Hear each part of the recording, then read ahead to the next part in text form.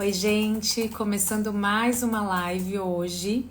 Hoje o papo é com a Cláudia Hakim, que é advogada, e eu apresento a Cláudia quando ela entrar por aqui, mas eu queria trazer um tema que é muito importante, que eu mesma acabo falando pouco aqui nas minhas redes sociais, e por isso eu decidi chamar a Cláudia para que a gente possa discutir sobre a legislação e as leis que acolhem as crianças e os adultos que são identificados com altas habilidades e superdotação.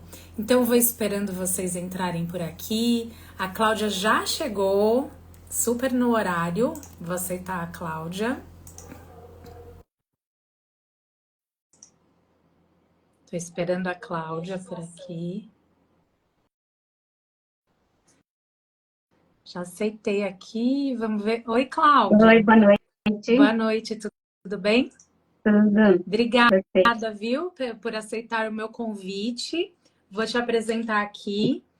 A Cláudia Hakim é advogada, especialista em Direito Educacional pela USP, pós-graduada em Neurociências e Psicologia Aplicada, fundadora do Instituto 2E, escritora, autora de vários livros super importantes sobre o tema. Depois a gente vai divulgar todos os livros aqui, porque eu acho super importante as pessoas terem acesso a essas informações confiáveis.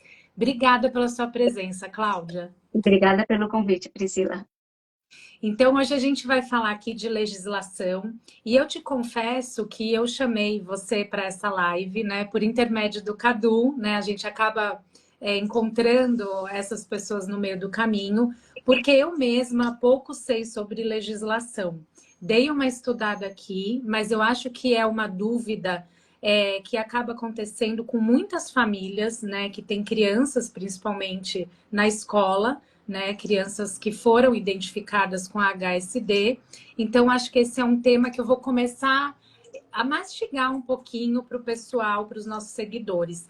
Então, primeiro eu queria te perguntar quais são as leis hoje que existem, que acolhem os superdotados. Então, por incrível que pareça, as pessoas tendem a achar que a gente tem pouca legislação para amparar esse público, mas a gente tem bastante normas a respeito.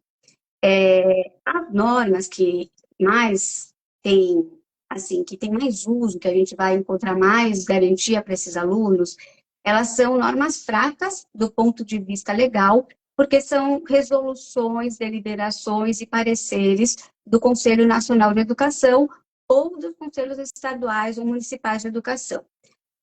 Então, eu vou dar um exemplo em termos de normas do Conselho Nacional de Educação, importantes, que fazem parte do direito educacional, que são, a gente tem a LDB, que é, na verdade não é norma, é uma lei federal, essa sim tem um poder de hierarquia muito grande, que é de 1996, a LDB. Uhum. Aí a gente tem a Resolução 2 de 2001, do Conselho Nacional de Educação, parecer 17 de 2001, também do Conselho Nacional de Educação, deliberação 4 de 2009 do Conselho Nacional de Educação, temos um decreto 7.611, também já é do governo, e então, mais importante, a gente tem a Constituição Federal, que garante direito à educação, educação de qualidade, direito de permanência, acesso e permanência na escola. Aí eu vou falar um pouco a respeito, porque para o superdotado ou qualquer aluno que tenha uma necessidade educacional especializada possa acessar e permanecer na escola, ele precisa ter um atendimento educacional especializado, adaptações curriculares, para que isso ocorra. Então, é um direito constitucional. E um dos mais importantes que dizem respeito ao superdotado é o previsto no artigo 208, inciso 5, da nossa Constituição Federal, que garante acesso ao nível mais elevado de ensino, segundo a sua capacidade. A gente tem também, na LDB, a gente tem alguns artigos distribuídos por ela, alguns na parte de educação básica, desde o artigo 4º, que trata da educação especial, e ela fala que é desde a escolaridade, 0 anos até compreendendo a educação infantil, e mais recentemente, em 2015, houve uma alteração na LDB para incluir também os alunos superdotados do ensino superior, que até então, até 2015, eles estavam marginalizados. Então, falava-se em atendimento educacional especializado para os alunos superdotados, mas considerando a educação básica, principalmente o ensino fundamental e ensino médio, e deixando um pouco de lado, apesar de haver previsão legal para os pré-escolares, que a gente chama, educação infantil, eles, assim, não tinham, por exemplo, ainda não tem, a gente não tem ainda garantia de aceleração de série para esses alunos. Então, é uma discussão que está em um projeto de lei recente para garantir que a educação especial valha, tudo bem, ela vale desde os 0 anos, mas este direito, que é a aceleração de série, ele tem que valer também quando há a necessidade. Então, a gente tem as legislações administrativas por partes do Conselho Nacional de Educação, cada conselho, cada estado possui um Conselho Estadual de Educação, que vai editar normas junto com a Secretaria de Educação sobre a educação especial também, e é o que mais impera. Então, quando a gente fala de atendimento ao superdotado, a gente tem que procurar em cada estado o que diz o Conselho de Educação sobre aquele público. Então, no caso, estamos falando dos alunos superdotados. Existem algumas leis federais que tratam para outros públicos que também fazem parte da dupla excepcionalidade. Então, existe lei federal para os alunos com transtorno de espectro autista, Lei Berenice Viana. A gente tem lei federal para as pessoas com deficiência, que é o Estatuto da Pessoa com Deficiência, que os alunos autistas têm os mesmos direitos. A gente tem para o TDAH e transtornos de aprendizagem, é uma lei mais fraca, mas existe. O que não temos é uma lei federal para os alunos superdotados. Então, a gente precisa de uma legislação federal, que é, no topo da hierarquia das leis, uma das leis que mais tem importância. Isso falta para o público do superdotado. Então, aonde a gente se apega? Nós, operadores do direito, quando a gente precisa defender um direito de um aluno superdotado, principalmente nessas normas dos conselhos nacionais ou estadual de educação, na LDB, que tem pouca coisa, e o que os juízes gostam e usam muito é a Constituição Federal.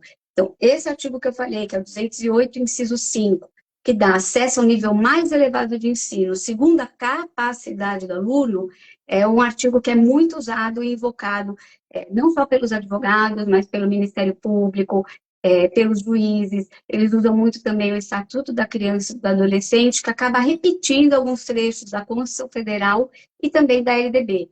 Então, observando esse movimento do judiciário, a gente vê que usa-se muito a Constituição, Estatuto da Criança e do Adolescente, um pouco da LDB e as normas de cada estado. Sim. Então, o advogado que vai atuar tem que conhecer a legislação local também. Com certeza. E, Cláudia, assim, você está trazendo um monte de leis, né? Apesar de a gente ainda ter um caminho longo pela frente, a gente ter que aprovar a política pública, ter que aprovar a lei federal. Mas, assim, você falou de um monte de leis que as pessoas não fazem ideia. E aí eu te pergunto, por que escolas que são referência, escolas renomadas, escolas particulares, até as escolas públicas também, mas que não fazem a menor ideia, e quando recebem um aluno que tem HSD, ficam surpresos e nem sabem o que é educação especial ou PEI? Então, realmente isso acontece bastante. Eu acho que uma parte, a falha, a gente começa a capacitação e formação dos professores. Essa disciplina, superdotação, não está na grade curricular das faculdades, dos profissionais da área da educação, da área da saúde. Então, aqui a gente já tem um problema emergente. Reformulação da grade curricular desses profissionais que vão para o mercado de trabalho e que também há necessidade de conhecimento de leis.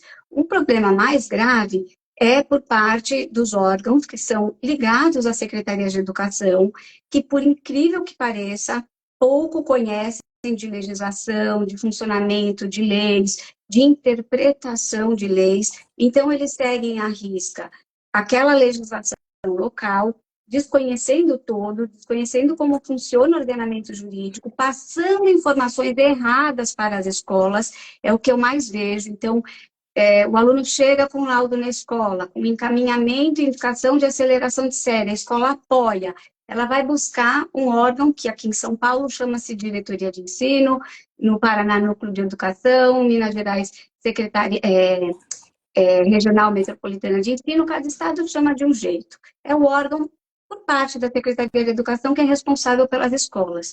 E aí a escola vai consultar esses órgãos, e eles dão informações erradas, nem eles sabem.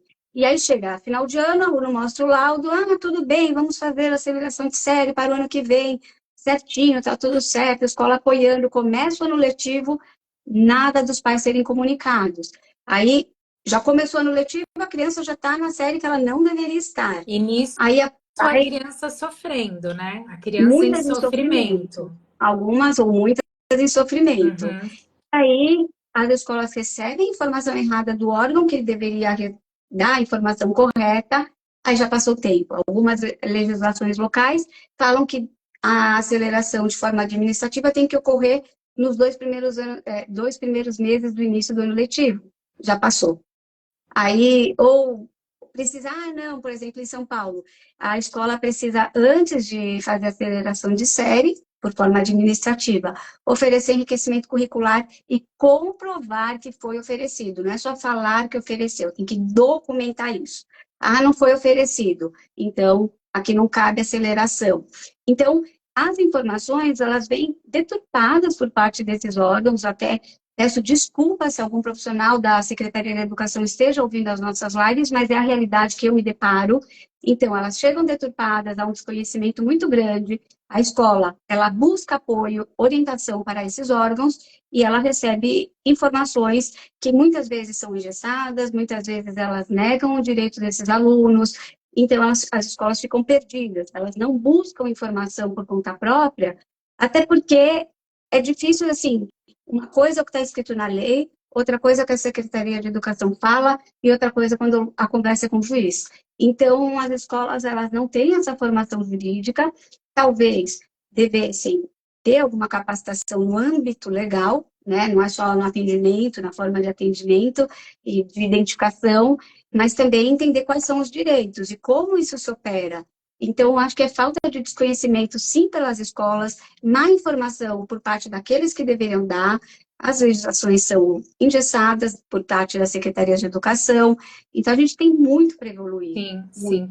Eu até quero falar para as pessoas que estão entrando aqui para que mandem suas perguntas, né? E a gente vai respondendo durante a live. E Cláudia, no final do ano passado, eu fiquei muito chocada, né? Porque assim, a minha trajetória com a HSD, apesar de eu estar falando bastante sobre o tema, ela é recente. E no final do ano passado, eu fiquei muito chocada quando eu recebi informações de escolas que estavam negando a rematrícula de crianças porque não conheciam a HSD ou porque diziam que não tem a estrutura. Legalmente, uma escola pode negar a matrícula de uma criança? Não, assim, ela não pode negar a matrícula de uma criança, a não ser que ela tenha uma justificativa muito plausível e documentada, mostrando, olha, a gente tem aqui, a gente pode atender 3 alunos da educação especial, nós temos tantas classes e já foram preenchidas por tantos alunos, mas tem que estar documentado. Se não tiver documentado, a matrícula não pode ser negada.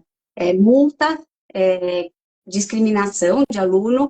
Agora, vou falar de prisão do gestor, está na lei, mas na prática isso não ocorre.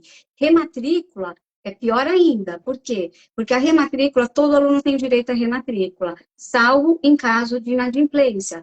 Então, se o aluno já está matriculado, em hipótese nenhuma ele pode não ser rematriculado, a não ser que ele faça alguma coisa que infrinja o regimento interno da escola que gere a transferência compulsória dele. Então, mas não é o caso de um aluno ter uma necessidade educacional especial e a escola não saber ou não querer atender, não é justificativa para não rematricular e para não matricular. Então, mas existe um número, cada estado possui um número de alunos que pode receber por classe de educação especial, e se já tiver excedido esse número, aí a escola tem que comprovar, mostrar para os pais. A gente não pode receber porque a gente já recebeu X% de alunos em tais classes, senão ela não pode, aí sob pena de crime. Aí vem Uhum. uma outra pergunta, uma outra indagação. Nós, enquanto pais, ou os pais que atendem, a gente quer um filho numa escola que não sabe lidar com qualquer uma que seja da necessidade educacional especial. Às vezes a escola não sabe, mas ela busca informação.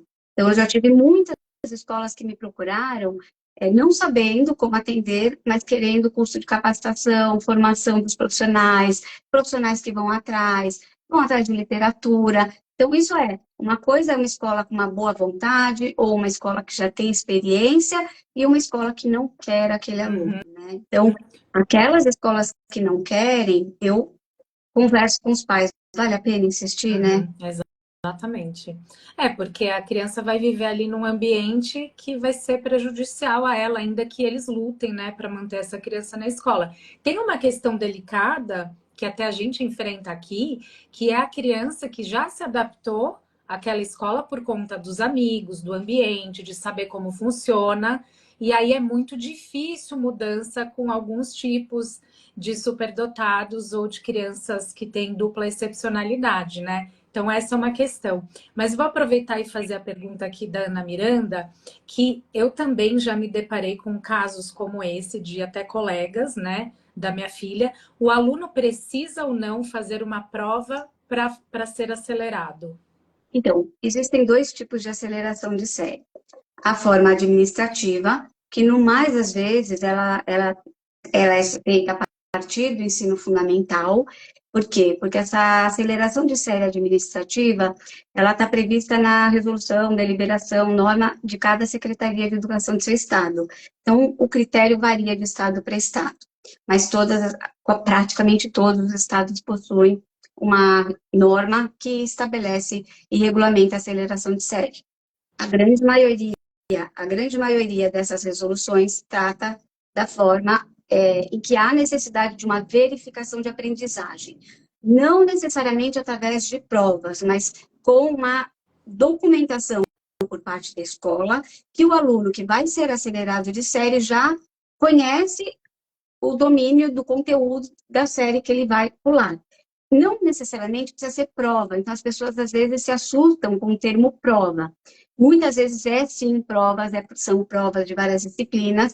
Em algumas vezes a escola pode fazer uma sondagem, verificação, observação, mas se a gente estiver falando de aceleração de série administrativa, a maioria das resoluções dos estados, dos conselhos estaduais, prevêem essa forma. Então, São Paulo, Paraná, prevêem essa forma de aceleração. Aí tem todo um procedimento que começa com o pedido dos pais na escola e aí em seguida vem as provas ou verificação de aprendizagem. Lembrando que muitas dessas resoluções não prevêem aceleração de série na educação infantil, que é quando o público que eu mais recebo para acelerar é a educação infantil. Então, desde 2 anos, 3 anos, 4, 5 é o que vem mais, 5 para 6 é o que vem mais. E aí depois vem primeiro, segundo, terceiro, eu já fiz de todas as séries. Mas o que mais me vem é a educação infantil. Então, voltando à pergunta, as provas, é toda uma problemática isso daí. Por quê? Porque a gente tem as normas locais, a gente tem um artigo da ALDB que fala que o aluno superdotado tem direito a ser acelerado de série, mas ele não regulamenta, não diz como, não diz qual é o aluno superdotado, porque a legislação, as resoluções prevêem que existem outros vários tipos de superdotados, então, criativo produtivo, liderança, música, artes, intelectual e acadêmico. Então, a aceleração de série, para os profissionais da área da pedagogia, é uma medida pedagógica. E aí, a gente tem, em alguns pontos de legislações do Conselho Nacional de Educação, que falam que é para o aluno, ele não fala acadêmico, mas é o aluno que apresenta um notório desempenho acadêmico, um desempenho, um potencial, e que está acima de seus pares, e que precisa receber um enriquecimento, suplementar os seus conteúdos e currículos, podendo contar com aceleração de série. Uma dessas resoluções, que é a 4 de 2009, desculpa, 2 de 2001, o Conselho Nacional de Educação, remete à forma de reclassificação, que é através de verificação de aprendizagem. Então, uma dessas normas faz menção à verificação de aprendizagem. Então, tem o direito do aluno superdotado previsto num capítulo da Educação Especial da LDB, que fala, o superdotado tem o direito de ser acelerado de série para concluir em menor tempo sua escolaridade, mas não fala como. E aí, a gente tem outro trecho da própria LDB que fala que uma das formas de avanço de série é através da verificação de aprendizagem. Então, na prática, se for aceleração de série administrativa, vai precisar. Por quê? Porque as escolas, diretorias de ensino, Secretaria de Educação não vão fazer de outra forma. Judicialmente, não precisa. Quando eu entro com processo judicial, eu provo a identificação de superdotação, a gente tenta provar o máximo possível, se possível, com o apoio da escola, muitas escolas apoiam, atestando a aptidão e a maturidade socioemocional do aluno para ser acelerado de série, e com isso eu provo o direito do aluno, mostro a jurisprudência, tenho a documentação, o laudo de avaliação neuropsicológica, ou outros, se houverem, eu junto relatórios escolares, boletins, declaração da escola. Se tem carteirinha da Mensa também, eu junto, carteirinha da Mensa, prêmios de Olimpíadas, quando há, eu junto o máximo de provas possíveis, comprovando a identificação daquele aluno, e aí eu faço pedido para o juiz para que o aluno possa ser acelerado de série, e aí não há necessidade de provas. Então, são dois tipos de aceleração, uma é gratuita, administrativa, pode demorar algum tempo, na maioria dos estados ela tem que ser feita nos 2 primeiros meses do ano letivo, a vantagem é que é gratuita, mas tem que passar pelas provas, administrativamente. Judicialmente não há essa necessidade. Agora, a gente tem discussão, tem discussão não, a gente já tem um parecer 51 de 2023, que foi aprovado pelo Conselho Nacional de Educação e que está pendente pelo MEC, falando sobre a aceleração de série. Também esse parecer fala da verificação, da necessidade de verificação de aprendizagem, mas a gente tem também um projeto de lei que fala, que ainda não foi aprovado pelo presidente da República, que é o projeto de lei 1709, de 2024, e aí tem toda essa discussão para poder incluir educação infantil, primeiro ano de ensino fundamental, que é um problema muito grande para aceleração, e como que isso tem que ser regulamentado pelos sistemas de ensino, porque, de fato, cada estado faz de um jeito, as escolas ficam perdidas. Não tem uma regulamentação, né? Não tem. Isso é um grande problema em muitas áreas que envolvem a HSD, muito mais, eu acho, que TEA, por exemplo, que a gente já tem todo um caminho, né, trilhado, e a HSD me parece, infelizmente, que é uma condição nova, né, que as pessoas estão olhando agora com mais atenção. Então, é muito difícil a gente ter toda essa regulamentação. Eu aproveito para te perguntar, a gente está falando aqui das crianças que têm direito à aceleração, que geralmente são crianças do perfil acadêmico. Eu queria falar da criança superdotada com perfil produtivo criativo, porque essas crianças, elas geralmente, elas não seguem, né, muito ali à risca esse sistema educacional padronizado, que vou decorar esse conteúdo, vou absorver tudo isso, vou aplicar na prova e vou passar na prova. E aí minha pergunta é a seguinte: essa criança produtivo criativo, que ela ela deveria ser avaliada de uma outra forma, ela sendo avaliada de uma forma padrão, ela pode repetir de ano? Pode repetir. Mesmo, eu vou te falar, mesmo os alunos que têm dificuldade de aprendizagem, que a gente pode estar se referindo a um aluno com TDAH, com transtorno de aprendizagem, com deficiência, por exemplo, para esses alunos com dificuldades de aprendizagem, é oferecido um plano de ensino individualizado, de acordo com as necessidades dele. Se ele não atingir aquela meta, ele também pode repetir de ano. Os produtivos criativos, eles vão, assim, eles têm essas altas habilidades de superdotação nessas áreas, mas eles não têm o amparo legal de uma forma como os acadêmicos têm, porque a legislação, quando se refere ao alto desempenho, que tem que comprovar, a verificação de aprendizagem, ela está se referindo ao acadêmico. Então, não há na legislação nada que contemple os direitos dos produtivos criativos, das artes, da música, da liderança. Então, menciona-se que esse público faz parte da superdotação, mas ninguém fala como eles devem ser atendidos. O que a gente vê de iniciativas são nos DAAs, os Núcleos de Atenção às Altas Habilidades de Superdotação, ou salas de recursos, que esses alunos no contraturno escolar vão desenvolver essas habilidades. Na legislação, não há nada a respeito, em termos de avaliação diferenciada, porque ele tem um pensamento diferente, ou porque não vai aprender daquela forma. Então, não há nada que respalde o direito desse aluno. Então, por enquanto, não. Uhum. Vai correr o risco de repetir como outro aluno. Uhum. Mas ele pode ser contemplado por um PEI e vai ser avaliado dentro do PEI. E se nesse PEI ele tiver alguma dificuldade de aprender, quer dizer, ou dificuldade, uma diferença de aprendizagem, vai ter que ser incluído no PEI. Então, como aquele aluno tem que ser avaliado. Então, alguns alunos são muito bons de se expressar de forma verbal. Eles não são bons de registrar. Então, no PEI vai estar contemplado que ele pode ser avaliado de forma verbal ou de uma outra forma. Então, esses alunos vão se beneficiar do PEI.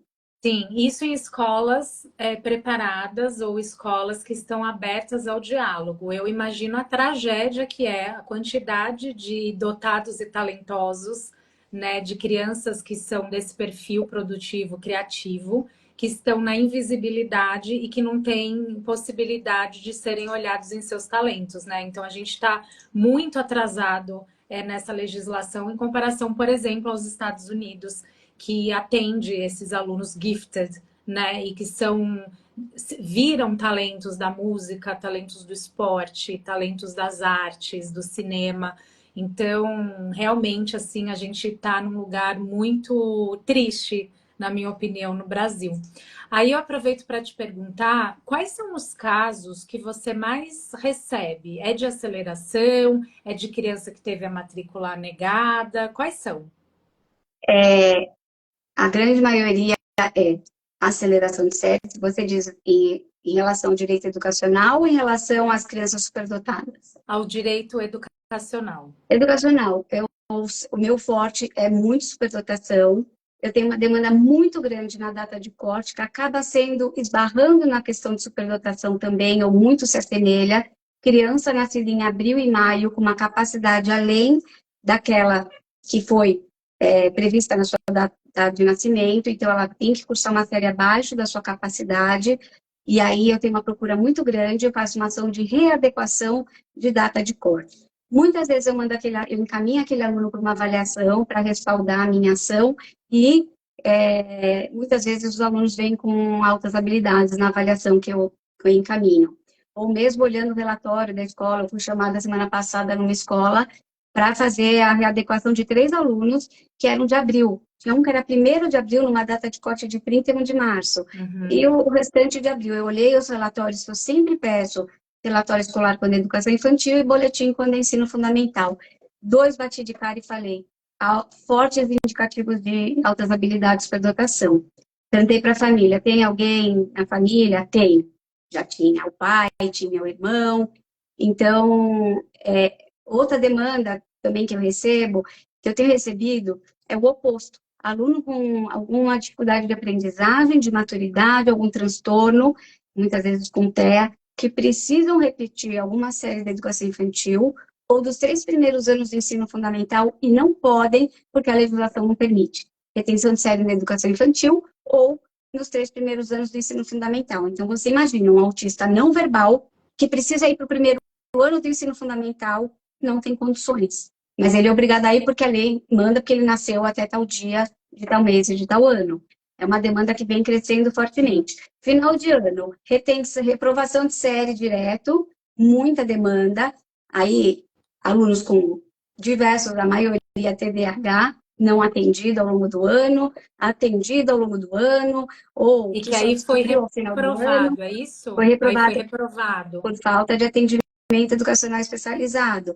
Então, existem ações judiciais para rever essa retenção, ou então procedimentos administrativos. Outra demanda muito grande, que é meio de ano e final de ano, alunos que passaram na faculdade, e também isso inclui também os alunos superdotados, mas não terminaram o ensino médio. Então, eles precisam de alguma ordem judicial que permita a matrícula deles na faculdade. E você Seja geralmente, desculpa te cortar, mas geralmente você consegue, por exemplo, esses alunos que passaram na faculdade sem terminar o ensino médio, é algo comum de acontecer, de você conseguir essa aprovação da matrícula? era super comum até 2024, até junho de 2024. Muito comum. Existe um entendimento muito forte em muitos tribunais brasileiros. A gente entrava com uma ação para que o aluno que tinha sido aprovado numa faculdade menor de 18 anos pudesse se valer das provas de certificação de conclusão do ensino médio aplicada pelos antigos supletivos, que hoje chamam-se EJA. E o aluno fazia a prova, passava, com isso ele obtinha o certificado de conclusão e fazia a matrícula na faculdade. Infelizmente, em junho de 2024, houve um julgamento pelo Superior Tribunal de Justiça que entendeu que não poderiam os alunos menores de 18 anos que passaram na faculdade se valer dessa forma judicial. E aí proibiu que fizessem as provas pelo EJA.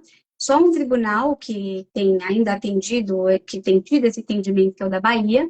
Então, eu costumo advogar também na Bahia, porque ele tem um entendimento a favor da Constituição. E aí, era assim, eu vou dizer que até 2024 eu ganhava 90% das ações. Agora eu tive que mudar de estratégia no ano passado, do meio do ano para cá. Então, os índices, eles estão em 50%.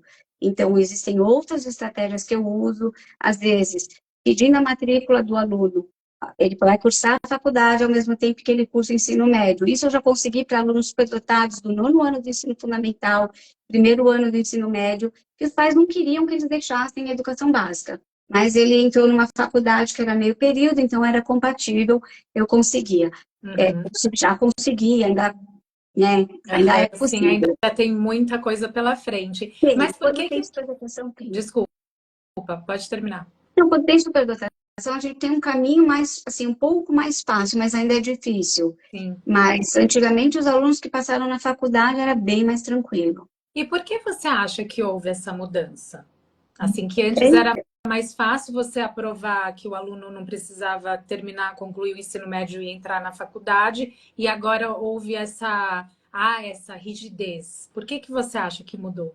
Então, a rigidez é porque o mecanismo usado era para fazer as provas pelo EJA. E o EJA, que é o antigo supletivo, ele foi criado para os alunos que não tiveram oportunidade de estudos na idade ou no momento apropriado.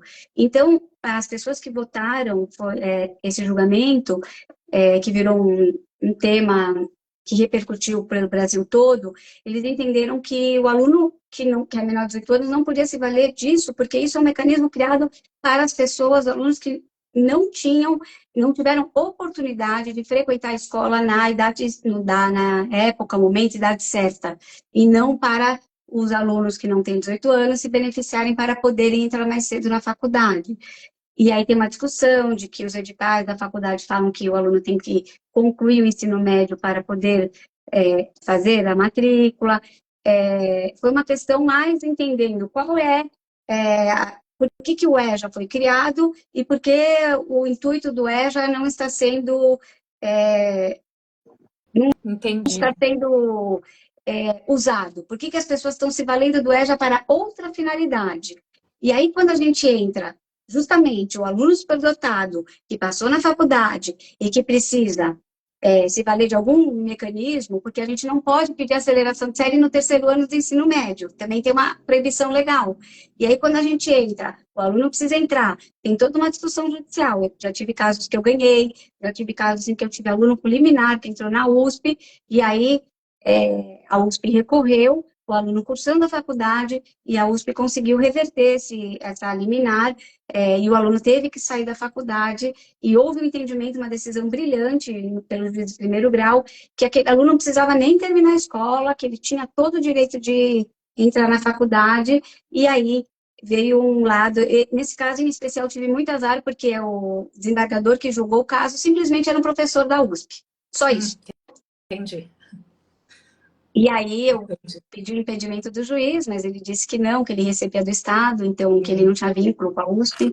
Então foi uma decisão pessoal, assim, infelizmente. O aluno Infelizmente, brilhante... acontece muito, né? Acontece muito no Brasil. Opa! É. E, Cláudia, me perguntaram aqui se a criança com TDAH tem direito ao PEI, e aí eu acho importante a gente trazer a dupla excepcionalidade, que muita gente não sabe o que é. E eu mesma, por exemplo, tenho dúvida com a criança com dupla excepcionalidade. Então, ela tem, vamos supor, HSD e TDAH. Ela se encaixa em qual lei? Como é que é feito isso? Ela vai se encaixar, depende do perfil dela, porque mesmo quem tem a dupla excepcionalidade vai apresentar perfis diferentes. Então, pode haver o superdotado, por exemplo, uma dupla excepcionalidade muito comum, que pode ser acadêmica, é o superdotado com TEA. E nesse público a gente encontra muitos que vão se beneficiar da aceleração de série e têm direito ao PEI. O público com TDAH, da dupla excepcionalidade, eu já fiz aceleração de série mais novos, de alunos superdotados com TDAH, que tinham condições de serem acelerados de série. Que lei que eles vão se valer? As leis de todas da superdotação e do transtorno que ele tiver. As duas vão valer para garantir seus direitos. Então, depende da necessidade que ele vai ter. É um aluno que precisa ser acelerado de série, então é a da superdotação. Esse aluno precisa de um PEI. E aí, do TDAH, eu vou falar. Você quer que eu fale agora? Eu falo. A lei do TDAH é um avanço em relação a uma lei federal, em relação a chamar a existência desse público, que é o TDAH e os que apresentam transtornos de aprendizagem, porém é uma lei muito vaga, ela é muito rasa. Então, ela dá uma escorregada, ela fala que tem que ter identificação precoce desse público, os professores têm que ser capacitados, ela fala que o colégio tem que oferecer a proteção integral desses alunos, e ela deixa meio que em aberto como esses alunos vão ser atendidos. Então, a escola tem que atender esses alunos, mas ela não fala de que forma eles têm que ser atendidos, que nem a gente vê na superdotação, então, enriquecimento curricular, a gente vê sala de recursos, frequências no NAS, a gente vê aceleração de série, a gente vê o PEI, a gente vê diversas formas de atendimento específicas para o aluno superdotado, para o aluno com TEA, outras formas, para os alunos com deficiência, o TDAH, a lei fala, tem que amparar, mas não fala como.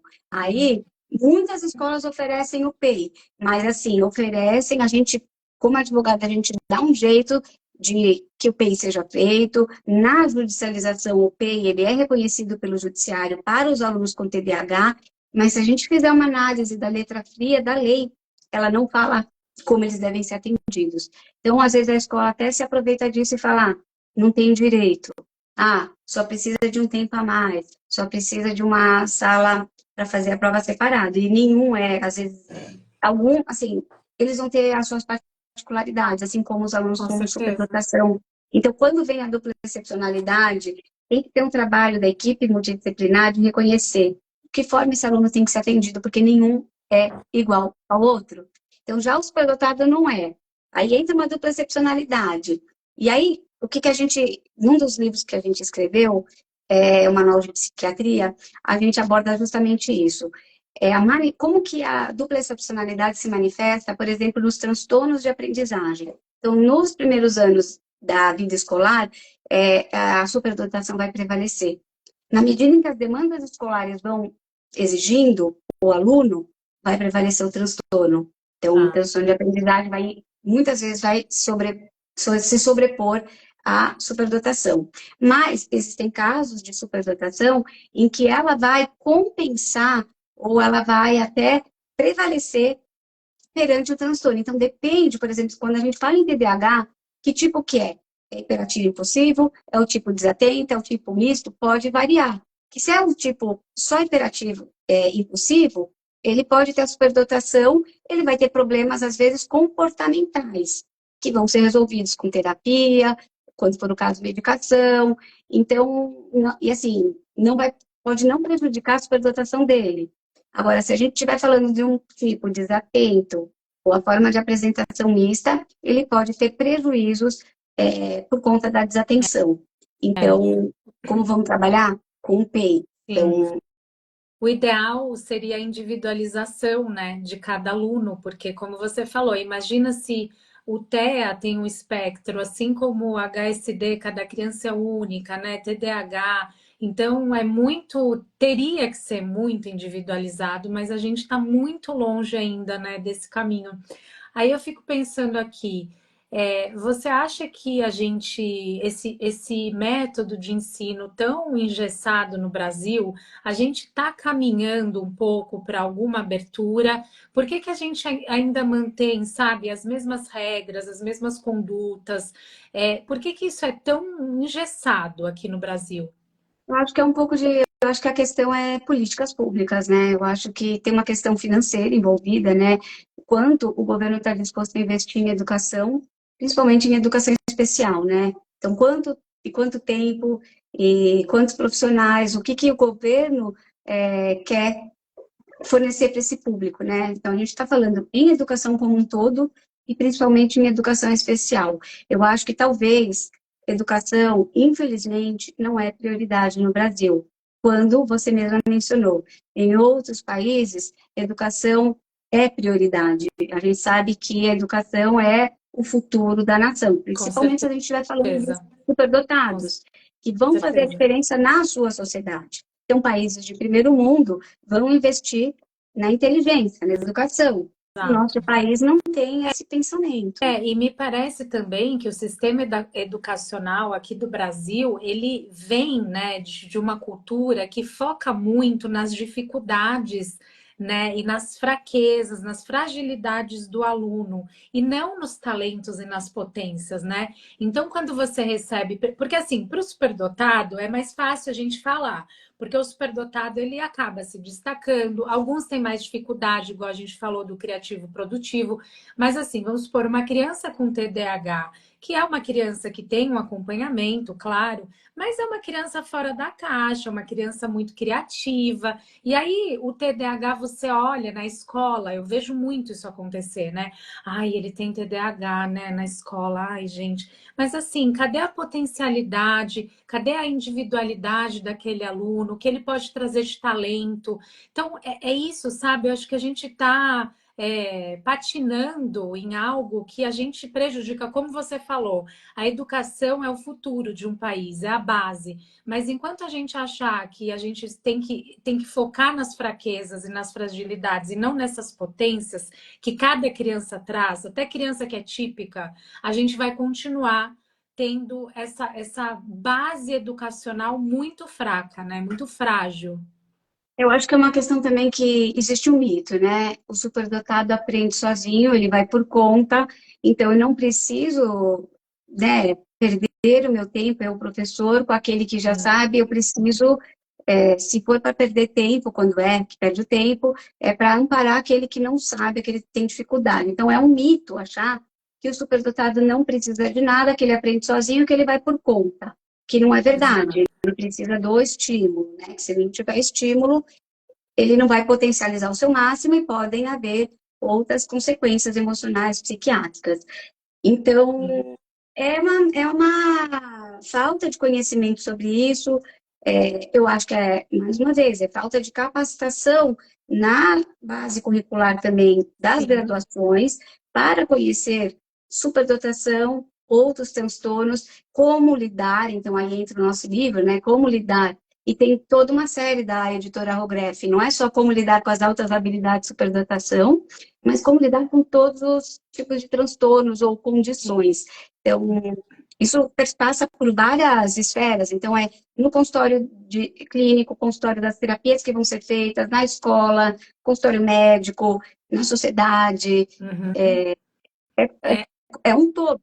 Sim, isso que eu ia te falar, saindo um pouquinho da educação, o superdotado, ele tem questões, assim como as outras neurodivergências têm as suas questões, mas tem questões, por exemplo, sensoriais, né, com muito ruído, multidão, né? Aqui em casa é super difícil a questão do pessoal aqui com multidão, muito barulho, mas existem leis, por exemplo, que protegem o que dão prioridade ou que acolhem e protegem as crianças que têm, são crianças com transtorno do espectro autista. E para quem tem AHSD, existe algo Nesse nesse sentido? sentido do cordão do girassol, não. Cordão do girassol, as deficiências ocultas, não. Então, o que que a gente poderia pensar? Isso pode ser um transtorno de processamento sensorial. E aí pensar em criar o cordão para quem tem esse tipo de questão, dificuldade de ficar em fila, né? Dificuldade de esperar a sua vez, porque realmente isso vai deixar a pessoa muito nervosa, frustrada, impaciente, multidão, barulho, mas não porque a legislação que a gente tem para a superdotação, ela é mais focada para o acadêmico, né? Então, ela menciona, como eu falei, existem outros tipos, né? O superdotado, ele pegando o que veio da Organização Mundial de Saúde, do relatório de Maryland, ele pega quais são os tipos, aí ele elenca 5, 6, mas só isso que acabou. Uhum, Não tem mais nada a respeito de como, o que fazer, então, com essa população. Então, muita gente vai perguntar, meu filho é super musical, ou tem um talento nas artes, como a escola pode atender? Não tem como, porque não tem legislação que obrigue. sim. Então, como vai ser atendida? Vai ser atendido nos outros ambientes que podem propiciar o talento da música, dos esportes. Então, existem órgãos, né, os clubes ou associações que vão receber esses tipos de superdotados também. Então, na Uhum. música também a gente conhece alguns casos, artes. O trabalho do NAS pega um pouco de artes, pega de música. Agora, para esportes é aquela coisa, vai ter que ser descoberto, Sim, né? sim, sim. Mas não há, a É, legislação não fala nada a sim, respeito, assim, não se sim. E pensou às vezes há nesse tipo. muita. E às vezes tem muita confusão também, né, Cláudia, com diagnósticos, né? Então, às vezes a criança, o adulto tem uma superdotação, mas tem ali uma outra condição associada, né? Eu vejo muita gente trazendo, às vezes, características ou condições que não são só da superdotação, né? A gente sabe que a superdotação traz muitos desafios, né? Enfim, são desafios que, ao não serem acolhidos numa idade como a infância, eles vão se desenrolando e vão desenvolvendo problemas psíquicos, problemas psicológicos, depressão, ansiedade, a gente sabe. Mas tem muito caso de especialista que vem dando diagnóstico sem olhar para essa outra parte, de repente, de um duplo excepcional, né? Perfeito, perfeito, esse é o ponto. Eu acho que está tendo uma grande confusão hoje em dia com isso tudo, e realmente atribuindo a superdotação questões que não são. E aí o que acontece? Você veio me perguntar, mas não tem legislação que ampare, tem para esse outro público. Então, se aqueles prejuízos, aí quando a gente pensa em um transtorno, a gente tem que pensar prejuízos intensos e frequentes. Se o prejuízo é muito intenso, muito frequente, e realmente ele traz muito prejuízo, a gente pode pensar num transtorno. E aí, pensando num transtorno, a gente vai ter uma proteção legal maior. Então, às vezes, muitas coisas que se atribuem à superdotação, se o profissional não tiver um olhar que a gente fala para um diagnóstico diferencial, ele tem que conhecer muito bem cada um dos transtornos e Uhum, da superdotação para uhum, poder fazer o que a gente chama de diagnóstico diferencial. Então, quando o profissional, principalmente o neuropsicólogo, né, recebe alguém, a demanda inicial é altas habilidades, pode diagnóstica, altas habilidades de superdotação. Meu filho tem muita facilidade de aprendizagem, se destaca, um desenvolvimento precoce. O papel do neuropsicólogo não é só atender aquela demanda, principalmente não é só fazer testagem de QI. A uhum. avaliação ela tem que ser o mais completa Exato. possível. Então, você vai aplicar vários testes para excluir qualquer outra hipótese diagnóstica ou considerar. Então, testes, escalas, questionários, observação clínica, que é também muito importante, e de acordo com o manual do DSM-5, que também vai te trazer as pistas, e aí saber interpretar aqueles resultados. Então, a gente já consegue, em muitos casos que são muitos testes que são feitos, principalmente no VISC, a gente já tem algumas ideias do que pode, do modo de funcionamento daquela pessoa, e se aquela pessoa pode ou não ter algum transtorno. Então, uma, uma explicação. Existem 4 índices que compõem o VISC. Se nesses 4 índices houver uma discrepância de mais de 20 pontos entre um e outro, é um sinal que deve ser investigado algum transtorno, alguma dupla excepcionalidade. Pode ser que não tenha, mas pode ser que tenha. Então, um profissional tem que saber interpretar aqueles resultados, saber quais testes ele vai aplicar, fazer uma boa anamnese, que é conhecer bem a criança, desde quando ela foi planejada ou não planejada, gestação, parto, pós-parto, saber na família tem casos de superdotação, tem casos de transtornos, é um trabalho muito delicado. Então, assim, não dá para a gente pensar só numa hipótese diagnóstica, então só em superdotação e com esse viés. O profissional tem que estar aberto a tudo, então é uma questão muito delicada, porque se deixar escapar, você está comprometendo todo um futuro de uma pessoa. A vida inteira, né? Eu geralmente falo para as pessoas, né? Ai, mas será que tem que fazer avaliação neuropsicológica? Eu falo, gente, é o mapa da vida da sua criança, né? Do seu filho, é o funcionamento dele, é como ele vai se entender no mundo, como ele vai se adaptar. E aí eu queria te perguntar o seguinte, que muita gente tem essa dúvida. Quando você chega para uma escola e você vai lá abrigar por algum direito da criança que foi identificada como HSD, qual laudo, quer dizer, qual profissional pode ter esse laudo válido na justiça? Muita gente tem essa dúvida. Existe um profissional que você chega na justiça e fala, olha, esse laudo foi assinado por tal especialidade? Eu vou te falar na justiça e eu vou te falar também o que eu, como especialista da área, penso. Tá. Na justiça, vale tudo. Então, o que o juiz, assim, se a gente está falando só de superdotação, a competência para aplicação de testes psicológicos, testes intelectuais, testes de inteligência é prerrogativa de uso exclusivo da psicologia, de preferência pelo neuropsicólogo. Então, somente o psicólogo pode fazer a identificação de superdotação. Porém, tem médicos que falam em altas habilidades, só em superdotação, neuropediatras, psiquiatras, isso é válido para a justiça e tem um peso muito grande. Então, o juiz não entende nada, o juiz acha que quem tem que dar a gente fala em identificação porque a superdotação não é um transtorno, não é doença, ela é um construto intelectual. A gente fala em diagnóstico quando tem algum transtorno. O juiz acha que é diagnóstico e o juiz adora laudo médico, mas não, a gente usa muito a avaliação neuropsicológica, claro. A demanda toda que vem para mim vem com a avaliação neuropsicológica. Eu, como profissional do direito, não vou fazer uma aceleração de série ou pedir uma forma de atendimento educacional especializada se eu não tiver uma avaliação neuropsicológica, porque eu preciso entender e para defender aquele aluno, eu preciso ter certeza do que eu estou falando. Na justiça, se eu chegar com uma avaliação psicopedagógica, se eu chegar com uma avaliação da escola, se eu chegar com um laudo de médico, é válido, sim. Mas é porque os juízes não entendem quem é o profissional responsável para a identificação da superdotação.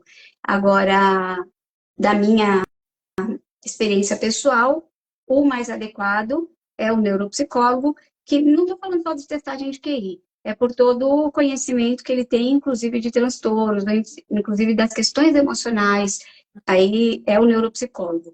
Dependendo do caso, quando envolve uma dupla excepcionalidade, a gente pode pensar numa equipe multidisciplinar, aí vai ser necessário, a depender, do neuropediatra, um psiquiatra, e aí eu vejo alguns casos de neuropediatras ou psiquiatras falando, sim, em dupla excepcionalidade, mas por quê?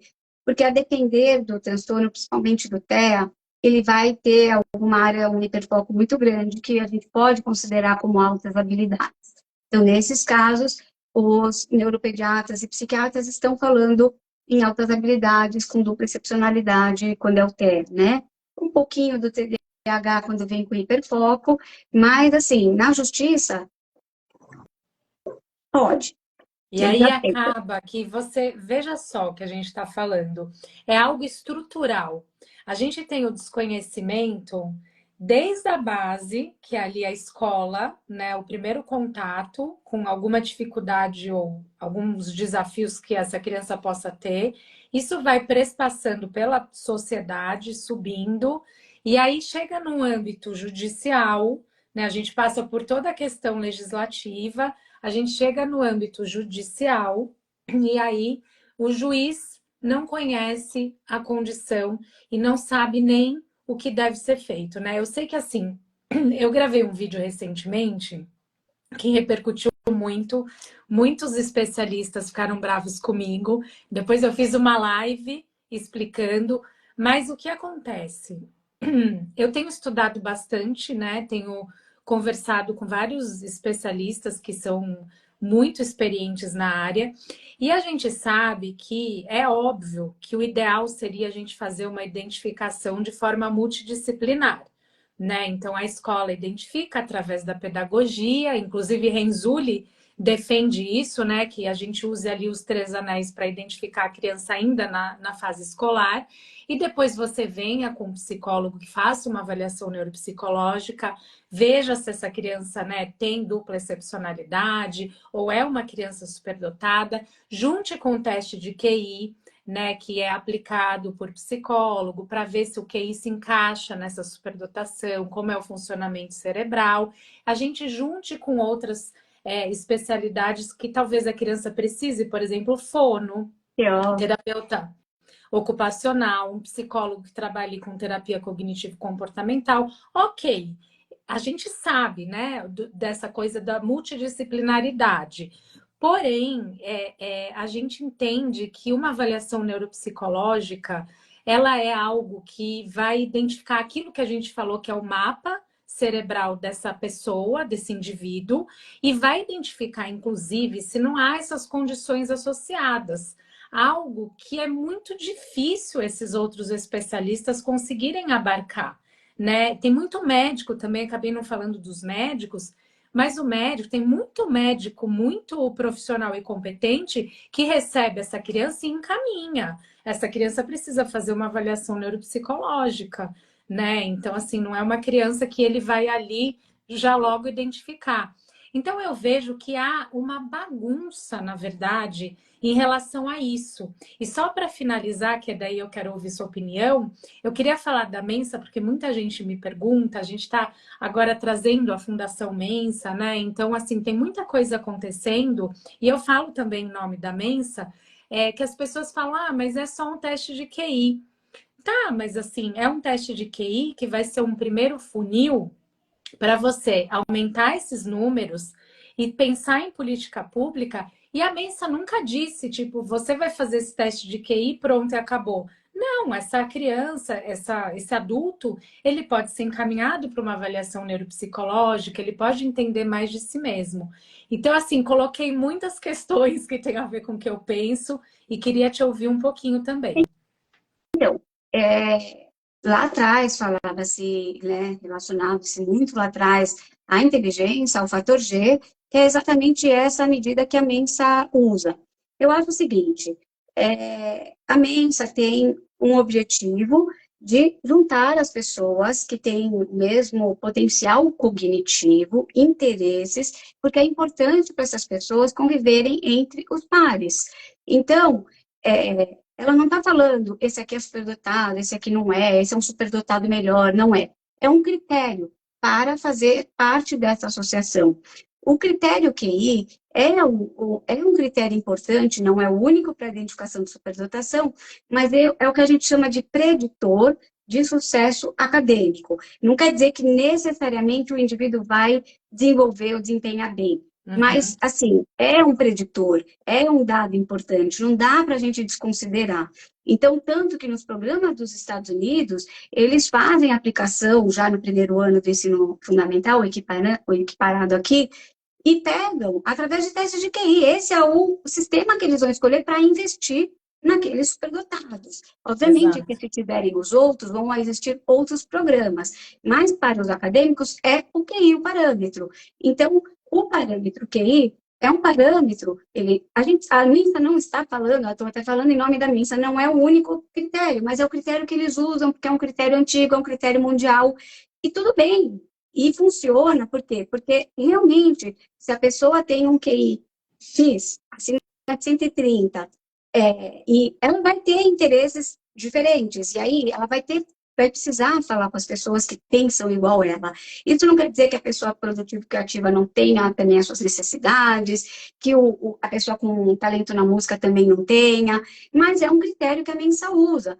E tudo bem, ela não está falando em superdotação, está Exato. falando em inteligência. Sim, e só fazendo um parênteses que a gente até está falando, assim, ainda vai anunciar e tudo, mas a gente está trazendo a Fundação Mensa Brasil, que não é a organização, né? A organização segue regras internacionais e tem esse intuito de juntar, desculpa, essas pessoas, né, com QI a partir de 130, mas hoje já se sabe que há muitos superdotados ali no percentil 95, alguns especialistas falam do percentil 90, e a Fundação Mensa Brasil vai abrir para esses outros percentis, né, que são já entendidos por especialistas como também áreas de habilidades que não conseguem ser identificadas, essas áreas de habilidade, só por um teste de QI. Então, a Mensa está muito aberta, né? Um trabalho fantástico do Cadu Fonseca, que tem uma cabeça espetacular, aberta, e a gente está trazendo, então, a fundação que vai trabalhar com esses outros percentis. Só queria fazer esse parênteses, porque essa imagem da Mensa que as pessoas têm, né? Ai, porque é uma coisa elitista, uma coisa exclusiva. A Mensa também está pensando, né, em como a gente identificar esses outros tipos de superdotados. Sim, eu acho que assim, eu acho que o importante é assim, existem vários tipos de superdotação. Então, se aquele é legal participar da mensa e pode participar da mensa, tudo bem. Eu acho que a pessoa acho que não tem que ter assim, essa questão, a mensa só considera os melhores como, né, os seus associados, não é isso. É assim, é um critério para participar da sociedade. Em momento nenhum, ela Para está, encontrar até com o trabalho que o os Cadu está pares, fazendo, os porque pares você tem que encontrar os daquele pares. potencial cognitivo, porque É, os pares, por exemplo, de uma pessoa que tem um QI acima de 130, ele exato. talvez não converse com o talento musical. Talvez o interesse dele não está lá, ou não está nas artes, Uhum, né? Então, uhum, não vai ter muita conversa, né? Então, eu acho que a ideia da Mensa é a conversa entre os pares. Eu acho com importante certeza. também que essa conversa tenha entre os outros Sim, tipos, porque senão sim, não vai ter essa com conversa. Então, acho que não tem que ter certeza. essa briga, essa discussão, essa polarização que está tendo, porque uma associação pensa de um jeito, outra pensa de outro. Acho que a gente tem que se unir, Exatamente, como você falou, para o bem comum, para todos os tipos exatamente. de superdotados, e não é um melhor que o outro. É, o que a gente vai fazer com eles, né? Então, acho que É, as pessoas às vezes mas, ficam um pouco receosas porque acham que o superdotado é o que tem o que só vale o que tem acima de 130, ou aquele que se destaca na escola. Não, né? Tem vários outros que se destacam e vão se destacar ao longo da vida, sim, que talvez não vão pontuar os 130, né? sim. Então não tem que ter Ou até essa. vão, né? Porque assim, você também dando os parâmetros ali de como essa criança performa nessa avaliação neuropsicológica, você identifica de repente uma dupla excepcionalidade, alguma questão de aprendizado, e essa criança tem acompanhamento de fono, de terapeuta ocupacional, ela pode performar diferente quando for reavaliada, né? Então, Pode, assim, o pode. QI, em muitos termos, ele não é estático, né? E ele é influenciado. Mas queria te ouvir sobre os profissionais antes da gente encerrar, que eu trouxe esse tema, acho que é um tema muito importante e eu queria te ouvir. O que eu acho importante, eu acho que assim, eu, Cláudia, né, em nome do Instituto, a gente considera muito a importância da avaliação neuropsicológica como a mais importante em se pensando em superdotação e outras hipóteses diagnósticas. Eu acho que existe uma importância também do papel do psicopedagogo, não para a identificação, mas para ajudar a escola a como trabalhar aquele aluno. Uhum. Então, pensando no superdotado, até mesmo com o duplo excepcional, as escolas não estão preparadas para fazer o PEI. Então, eu acho o psicopedagogo, ou o neuropsicopedagogo, ele tem um papel importante para saber e explicar para a escola como aquele aluno deve ser atendido em suas necessidades. Por quê? Porque o neuropsicólogo vai fazer um mapeamento do modo de funcionamento cognitivo, vai fazer a investigação de eventuais outros transtornos, do emocional, do comportamento, personalidade, mas não é da prerrogativa também do neuropsicólogo explicar como aquele aluno vai ser atendido em sala de aula se ele precisar de um PEI, por exemplo. Eu acho que tem um limite, eu acho que aí entra a questão da importância, sim, de um psicopedagogo quando a família tem possibilidades. Quer dizer, a gente está falando de uma realidade que não é a realidade brasileira, mas Uhum. poderia ser importante a escola contar com esse profissional, porque ele vai ser importante quando receber essa identificação para poder saber como lidar na escola. Ele pode ter esse olhar? Pode. Existem questionários hoje em dia que são desenvolvidos, você sabe, né? Para a identificação do aluno superdotado em sala de aula, né? O acadêmico, muitas vezes, pode ter certeza, ele está performando bem, ele vai para um teste de inteligência, ele vai pontuar.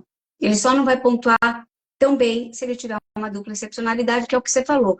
Com devido tratamento, dali um tempo, fazendo uma reavaliação, pode haver essa melhora no QI. Mas, assim, você pega a amostra. Muitas pessoas, o que acontece? É uma discussão interessante que a gente tem lá no Instituto e que as pessoas não conseguem enxergar. Tem muita gente que passou pela escola, superdotado, muito bem. Ele estava tranquilo, ele foi bem atendido, ele teve sucesso acadêmico. Esses superdotados, eles não chegam no consultório. Muitas vezes eles nem precisam da identificação, por quê? Porque eles foram bem atendidos. Então, eu conheço muitos casos assim, que estudaram com os meus filhos, que nitidamente são superdotados, e não precisaram avaliação, não precisaram, receberam da escola o devido estímulo, entraram em todas as faculdades que queriam as melhores possíveis e não precisaram disso e não chegaram nos consultórios psicológicos ou outros porque foram bem atendidos. Então, as pessoas acham, mas então todo superdotado é complicado, tem problema, porque o consultório só recebe essas demandas. Mas também a gente sabe que existem aqueles que são bem atendidos e que eu conheço muitos Sim, casos. Você deve conhecer muitos casos que sim, passaram e tudo bem, sim. também acontece. Só que as pessoas não lembram disso. Uhum. Pode acontecer, não são todos os que vão ter problemas, né? Mas sim, o não atendimento da superdotação pode trazer desajustes comportamentais e É. emocionais. Sim, o Christian trouxe aqui, né, sem desregular com sobreexcitabilidades. Eu, assim, eu tô, né, eu não sou especialista, eu sou jornalista, eu sempre reforço isso, mas tenho, né, estudado bastante, tenho tido contato com os especialistas. O que eu entendo é que o superdotado, né, por ter esse processamento tão intenso cerebral, isso se reflete no todo o sistema nervoso, né? E a gente tem a sobreexcitabilidade, eu lido bastante aqui com a sobreexcitabilidade, que pode se caracterizar por uma seletividade alimentar, pode se caracterizar por uma questão sensorial, né? A questão de não se regular emocionalmente com perfeccionismo, né? A criança que não consegue tirar A, tira B, e daí fica desregulada emocionalmente, né? Já vi muito isso Opa, acontecer. eu chorei na pós-graduação por causa de um B. Tirei um 8,5 e chorei. Então, Ainda eu fui gravei um vídeo. discutir com a professora, e a Exato. professora virou minha sócia Ah, no instituto, que legal, que no legal. passado. Eu fui discutir porque eu não aceitava o 8,5. Sim. O perfeccionismo é algo muito difícil, né? Eu mesma gravei um vídeo hoje sobre a minha filha que se cobra assim num nível, né? E eu tento tirar essa cobrança dela, falar, você não vai sempre acertar. Ela paralisa diante da decisão, porque ela quer tomar a decisão perfeita. E se ela tiver tempo, ela vai tomar a decisão perfeita, mas às vezes a gente tem um timing para tomar aquela decisão, né? Essa tomada de decisão da parte executiva. Enfim, N desafios, acho que a gente navegou por vários temas importantes aqui. Faltou muito assunto para a gente discutir ainda, mas eu tenho certeza que não vai faltar oportunidade. Eu geralmente, quando deixo agora o vídeo gravado, que o vídeo vai ficar gravado no meu perfil e no seu, acaba que a gente recebe muitos questionamentos, muitas perguntas.